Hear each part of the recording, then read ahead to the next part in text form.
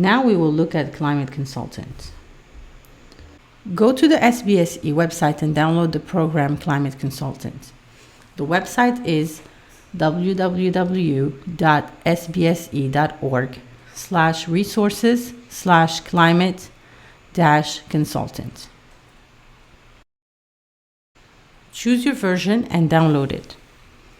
Open the zip file and double-click the installer. Install with the defaults.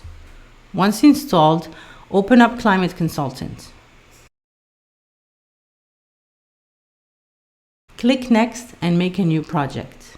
We will be working in imperial units and for a small non-residential building type.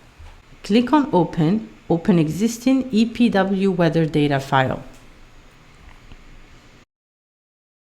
If you do not have an EPW file, then you will need to download it from energyplus.net/weather.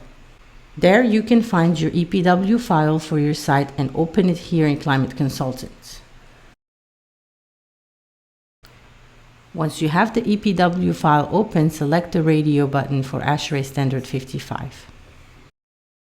Now you can click through the data looking over the climate information and take note of the thermal environment relative to the summer and winter comfort zones. Note the sun shading chart and look over the data.